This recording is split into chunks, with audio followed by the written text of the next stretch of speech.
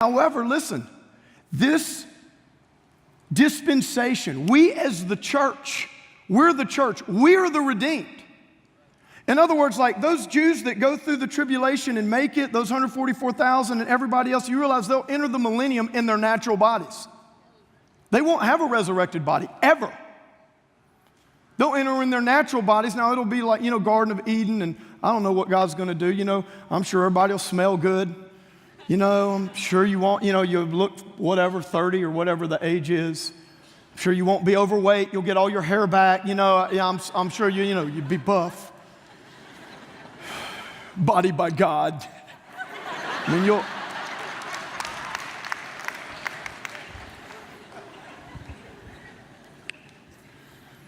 That's why, listen, we're going to be ruling and reigning with Christ during the millennium. We're going to be the redeemed. We have these resurrected bodies. We have this special place in human history. So there's going to be that, and then there's also, the Antichrist putting people to death. Saying if you don't go his way, you can't buy, you can't sell, your children are going to starve. It's going to be a very difficult, horrific time. I don't want my family and my friends to be there. I don't want you to be around for that. I don't want, our community. I don't want anybody around for that. But I'm telling you, it's coming. I don't know when. I would never say that, but I'm just obeying Jesus. I'm just seeing what season that we're in. And we're taking a very thorough, intellectually safe, logical look at what the Bible prophetically says about the end-time generation. And that's why prophetically, I can say, well, we're definitely a generation that sees all these things. Only God knows the day or the hour, but Jesus is clear. We can recognize the season. That's what he's talking about here. Okay, are you ready? I'm going to give you 5 more signs. Are you in there? Everybody say breathe. Okay, then take a breath. It's going to be okay. Number 1, I'm going to take notes. I'm going to go through these pretty fast. Number 1, the drastic moral decline of human society. Of course, there's always been moral decline. There's been lions eating people. There's been human sacrifice all throughout history. Never has there been global moral decline like there is now, largely in part to technology and to what's available on the internet. The internet is a great thing. However, now at the click of the button, you can see the most vile, horrific, pornographic anything. And that's contributing to this. Look at what it says in 2 Timothy chapter 3, verse 1 through 5. It says, look, but know this, in the last days perilous times will come. Look, men will be lovers of themselves. I mean, come on, guys. We've always been that, right? Lovers of money, boasters, proud, blasphemers, disobedient to parents. Sorry, Dad, but I've changed. Look, unthankful, unholy, unloving, unforgiving, slanderers, without self-control, brutal, despisers of good, traitors, headstrong, haughty, lovers of pleasure rather than lovers of God, having a form of godliness but denying its power. From such people turn away. It's obviously talking about a lot of false religion. However, I want to focus on one word here that is very unique to this generation. It's the first word in verse 3, unloving. Unloving. Everybody say unloving. That word in the Greek is storgos. Okay? Or the loving part is storgos. What it means, storgos is the natural bond between a parent and a child and a parent. It's a family love, specifically parent to child to parent. It says in the last days, this storgos, this natural family love bond between parent and child and parent will deteriorate.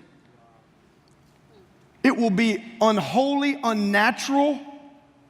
You will see the deterioration of storgos, the bond between parent and child and parent. Never have we seen kids killing their parents and parents killing their kids like we've seen even the last few years. So many of those right here in Florida. I mean, just a couple of months ago, and a kid-parent situation. I mean, a kid in New Mexico went in, his dad was a pastor, killed his dad, his mom, all his brothers and sisters, and then I think he was on his way to Walmart to take out a bunch more people. Did you even hear about that? It's so common now, we can't even keep up. Did you know that there is a man in our church? He came to Christ in our church. He was on Dateline 2020. His wife, right here in Jacksonville, his wife killed their 2 4-year-old twin boys. That guy's in our church.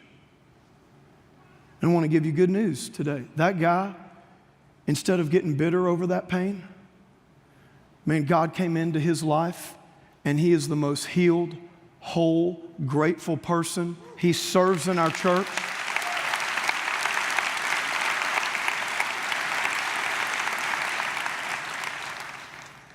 I'm telling you, the grace of God. You want to talk about a man that had to wrestle with the question, well, if God's good, then why would people go to hell, or why is there so much evil in the world? I'm going to answer that in the next couple of weeks as we look at the afterlife.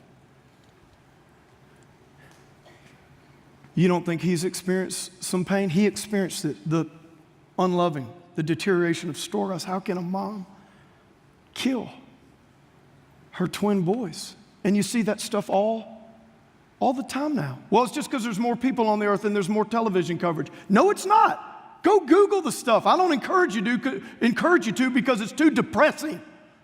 But you can Google it. These are percentages. This is per capita. This stuff is happening. Number 2, the end of 6,000 years of human history. 2 Peter 3, 8 and 9, it says, but beloved, do not forget this one thing, that with the Lord 1 day is as 1,000 years, and 1,000 years as 1 day. The Lord is not slack concerning his promise, as some count slackness, but is long-suffering toward us, not willing that any should perish, but that all should come to repentance. You know what's delaying the return of Jesus? The goodness of God.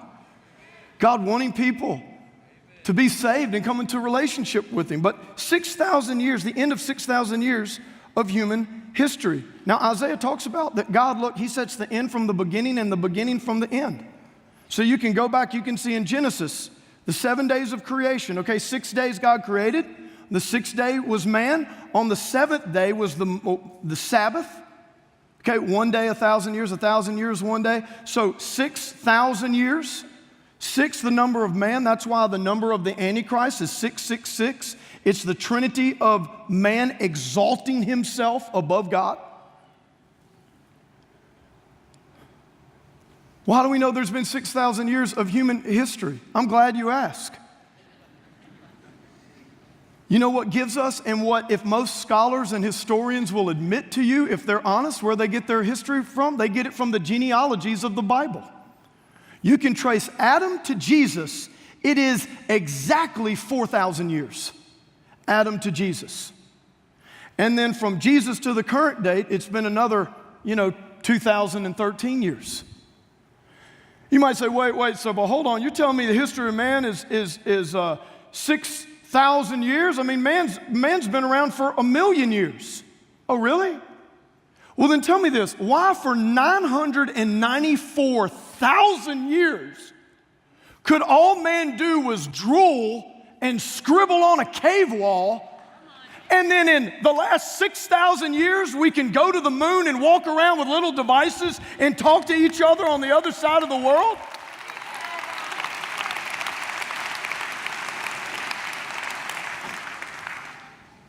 What in the world were we doing for 994,000 years?